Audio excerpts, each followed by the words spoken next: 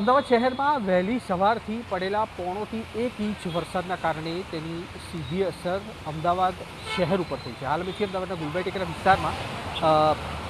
જે IDBI bank 4 રસ્તા છે ત્યાં આગળના દ્રશ્યો, જે પાણી અહીંયા આગળ છે તે ભરાઈ જવાની પરિસ્થિતિ જોવા મળી છે અને નીચાણવાળો વિસ્તાર છે અને ચાર તરફથી પાણી એક જ જગ્યાએ એકત્ર થતું હોવાના કારણે આ જે સિગ્નલ છે ત્યાં આગળ અત્યારે જળભરાવની સ્થિતિ જોવા મળી છે. સમર્પણ ફ્લેટ કે જ્યાં આગળ અનેક આઈએએસ આઈપીએસના ક્વાર્ટર આવેલા છે ત્યાં આગળ પણ અત્યારે પાણી ભરાઈ ગયેલી પરિસ્થિતિ જોવા મળી રહી છે અને કોર્પોરેશનની ટીમો છે તે અત્યારે કેચપીટને મેનહોલના ઢાંકણા ખોલવા માટે પહોંચી છે, જેથી કરીને પાણીનો જે નિકાલ છે તે અહીંયા આગળ થઈ શકે.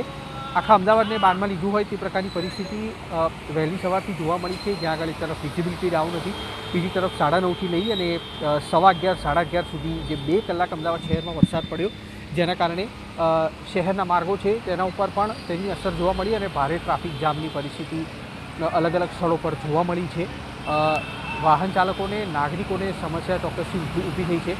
અમદાવાદના કયા ઝોનમાં સૌથી વધારે વરસાદ પડ્યો તેની પર નજર કરી તો પશ્ચિમ ઝોન, ઉત્તર પશ્ચિમ ઝોન, દક્ષિણ પશ્ચિમ ઝોન વિસ્તારો છે ત્યાં આગળ વરસાદનું જોર વધુ જોવા મળ્યું છે. અત્યારે વરસાદનું પ્રમાણ ધીમું થતાં જે કોર્પોરેશનની ટીમો છે તેમને સૂચના આપવામાં આવી છે અને તેમના તરફથી અત્યારે કેચપીટ મેનહોલના જે ઢાંકણા છે તે ખોલીને પાણીના નિકાલ કરવા માટેની વ્યવસ્થા છે તે અહીંયા આગળ કરવામાં આવી છે. પણ તેની વચ્ચે હેલ્મેટ સર્કલ, વિજય 4 રસ્તા, આઈડીબીઆઈ બેંક, એસજી હાઈવે તમામ વિસ્તારોમાં એક દ્રશ્યો જોવા મળી રહ્યા છે. જે વાહન ચાલકો છે તેમના વાહનો બંધ થઈ જતાં ધક્કા મારીને પોતાના વાહનો લઈ જવા પડે તે પ્રકારની પરિસ્થિતિ અલગ અલગ સ્થળો પર જોવા મળી છે. શનિવારનો દિવસ કે જે અમદાવાદ શહેરના નાગરિકો માટે મુશ્કેલી લઈને આવ્યો, કારણ કે સવારથી જે રીતના વરસાદ પડતો હતો પરંતુ બપોરના વચ્ચેના 2 કલાક જે રીતના વરસાદનું અવિરત જોર રહ્યું તેને જોતાં જનજીવન છે તેના પર પણ તેની અસર જોવા મળી છે.